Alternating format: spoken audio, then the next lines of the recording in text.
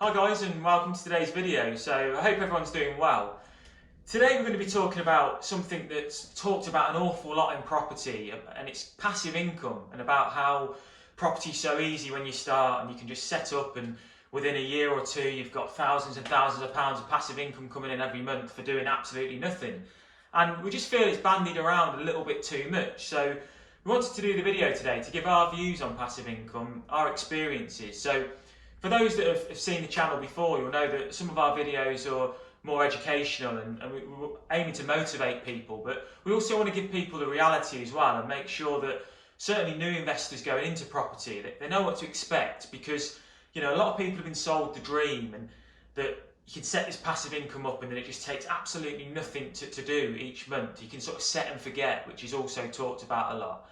And that can be really dangerous because these are your investments after all. So even if you have sort of set them up, you definitely don't want to forget about them. You want to make sure that you're keeping your eye on them continually. And so if we relate it to property, you might have a property manager, and obviously that can make things more passive. But there's always things that need to be done, and you often need to manage that manager as well. So we're actually wanting to answer some questions that we've been asked, because it's something we get asked an awful lot when we sort of meet new investors. And so we're going to get into those questions now, and hopefully you find this informative and useful. As always, if you wouldn't mind giving the video a like, that'd be great, because it helps us out with the channel, and we want to get more people to see the videos and more people to actually benefit from our experiences over time. So let's start with the first question then.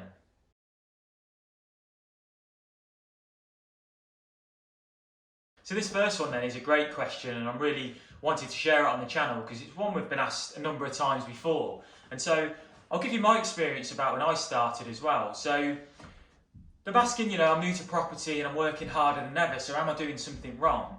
Absolutely not. Because like I say, I'll give you the experience from when I started. So the first couple of years, I bought about 10 properties in that time. And of course it depends on how many properties that you're buying. But even if you're going to be looking to buy 2 or 3 properties during that year, the initial setup, so actually finding the properties, negotiating, then refurbishing the properties, dealing with tenants, if you're managing it yourself as well, that's an awful lot of work to set up in those early days. And so the fact you're working harder than ever, you're actually building for the future, and this is really what people need to understand. And I'm passionate about letting other new investors know, because I've seen so many people sort of, like I say, sold the dream, and they're actually get really then demotivated sort of 6 or 12 months in, because they feel that this should all just be so passive, and I should be doing nothing, I should be able to sit on a beach all day. And it's just not the case. We need to set up. You're putting the building blocks in place at the moment. So again, when I started, I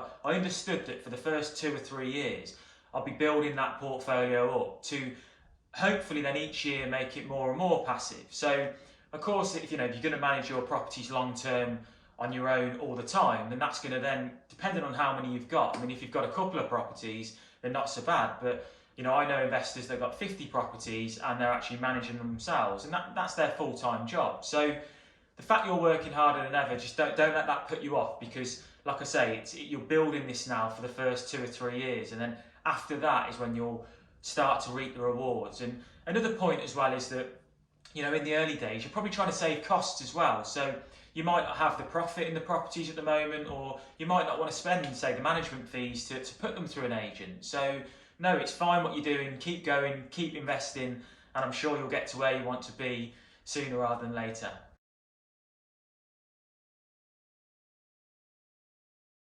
So another great question then, so is passive income even a real thing? Does it exist? And my view on this is that it does, to a point. So what do I mean by that? Well, firstly, it depends on your goals. So if you're looking to set up £500 a month, say, of passive income, then it's likely going to take you a lot less time to do that than if you're looking for £10,000 a month. But you've always got to think of passive income, like I say, it gets bandied around a bit too much as something that it doesn't last forever, in the fact that, let's say, for example, relate it to property. So you've actually got your properties managed through an agent.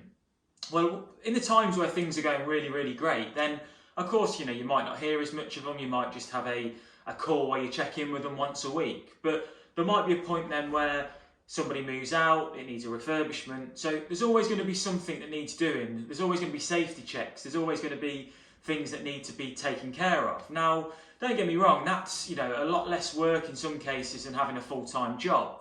But it's just important to remember that it's never completely passive. And also, the more assets you get, the more properties you get, the more work that's going to require. Similarly, let's take an online course for an example. So a lot of people say, yeah, just set up an online course or a blog.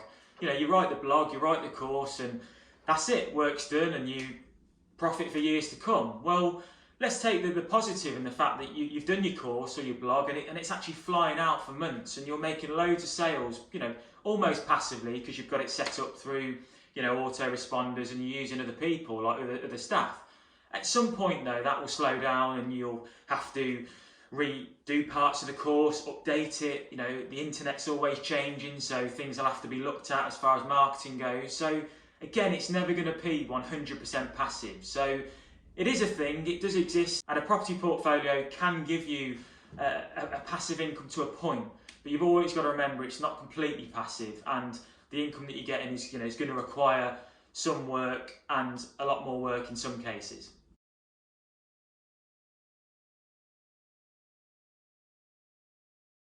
So this last question then is, what would I say to new investors about passive income? So here's what I think. So I personally think, and it's what I do, you should be looking for leveraged income and not passive income. So a lot of the time with passive income, like we said in the video earlier, it can just give this sort of view of not doing anything at all, and it can make people a bit unaware on what's actually involved, on a day-to-day basis. So if you look for leveraged income, then that is completely different. So you've got active income where it's you doing absolutely everything, and it's just a lot of the time people that are maybe one-man bands are getting income for how many hours they actually put into something. You've then got the other end of the scale, which is selling the dream, so passive income where you do nothing at all. But leveraged income is actually a really good way to look at things, because what that actually means is then you're using other people's time and expertise to actually build your business as well and get out to more people. So if you look at some of the world's richest people, or if we take someone like the Dragon's Den for an example, so they'll have multiple businesses where they're actually leveraging other people's time and have other managers and other people in place. And so if you're actually looking for that and looking for leveraged income where you're not doing all of the work, but you understand you're going to have to be overseeing certain things, and that's where I think you can't go wrong. So I'll come back to my own property portfolio. So when I started and I built the business, I was doing a lot of it myself. And then I got to the stage where I had 30 properties. Now if I've brought in a property manager, so it's not completely passive because I'll meet with that manager or speak to that manager on a weekly basis, sometimes every few days depending on what's going on. But it's obviously a lot more leveraged and it's a lot more passive than it was when I was doing everything myself. So you should be looking for leveraged income where you can actually leverage other people's time, and if you do that, I think you'll actually go from strength to strength. So I hope you found this video useful and some of the tips involved. Like I say, we don't completely believe that it's completely passive and you do nothing at all. I just think that's a dangerous way to look at things, but you definitely can leverage other people's time, which allows you then to build multiple businesses if you want, and also have multiple properties if that's what you want to have. So as always, I hope you found this useful, and if you did, like I say, if you wouldn't mind liking, subscribe to the channel so you can find out when our next video is, and I look forward to speaking to you all soon.